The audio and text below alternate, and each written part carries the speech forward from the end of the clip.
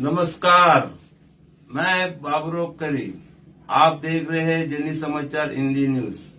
देखिए आज के मुख्य समाचार। सवाल शुरू करते हैं पहले बात करिए। आज अपने नवाब मलिक साहब के जो जन्मदिन कल है, इसके संदर्भ में आज एक कार्यक्रम आपने लिया है। पत्रकारों के साथ कोरोना योद्धा के सम्मान में उनको सर्टिफिकेट बांटा गया। ये आपके दिमाग में आया कब और कैसे, क्या विचार आया, कैसे क्या आपने? जिनका हम जन्मदिन मना रहे हैं वो राजनीतिक व्यक्तित्व नहीं है, वो सामाजिक व्यक्तित्व हैं। और सामाजिक व्यक्तित्व के लिए हमें ऐसे लोगों को प्रमाण पत्र देना चाहिए, ऐसे लोगों को सर्टिफिकेट देना चाहिए जो सामाजिकता में उनकी ज़िंदगी जा रही है, ज़िंदगी लगा हुआ है और आगे की पूरी ज़िंदगी समर्पित है सामाजिकता। पत्रकार को मैं समझता हूँ, पत्रकार वर्ग जो है अपनी पूरी ज़िंदगी समर्पित है समाज को। इसलिए मैं सोचा कि इस पत्रकारों का सम्मान करना ही नवाब मलिक साहब का असली जन्मदिन मनाना होगा। आप कितने साल से नवाब मलिक साहब से जुड़े हैं? नवाब मलिक साहब से जुड़े हुए हैं 2000 से, और उनका जन्मदिन मैं मना रहा हूँ 2002 से, यानी 20 साल से। सर, आप कई साल से जन्मदिन मना रहे हैं, आप बहुत साल से उनके साथ में हैं, कुछ ऐसी मीठी यादें होगी जो आप भूलना नहीं चाहेंगे अपने को? जब भी हम कल्याण में पत्रीपुर से दुर्गाड़ी किला एक जगह है, जब मैं आंदोलन कर रहा था तो उस समय मैं अकेले था और मेरे साथ उस समय कोई जुड़ा नहीं था। इसलिए नवाब मलिक साहब के साथ जो सो मैं गृह निर्माण राज्य मंत्री थे, उन्होंने कहा कि आर्यन यादव आप अकेले लड़ रहे हैं, इतना बड़ा काम है कि ऐसा काम है कि 2 किलो का वज़न उठाना है और हम 2 कुंटल वज़न उठाने की कोशिश कर रहे हैं, ऐसा आपका काम है।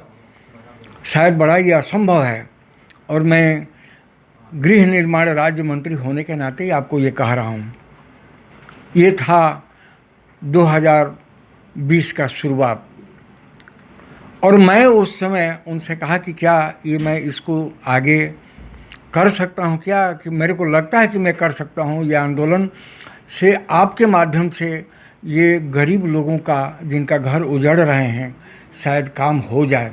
उन्होंने कहा चलो जाओ, और मैं अपनी पूरी जी जान लगा दूंगा, मेरी मंत्री पद रहे या ना रहे, लेकिन मैं गरीबों का न्याय दिलाऊंगा।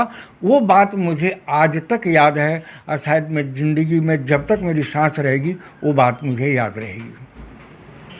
तो उसी तरह से पत्रकारों को बहुत से मुसीबतें आती है, तो कई सबको सहूलत मिलता है, जैसे टोल नाके पे हुआ या तो उनको इंश्योरेंस हुआ।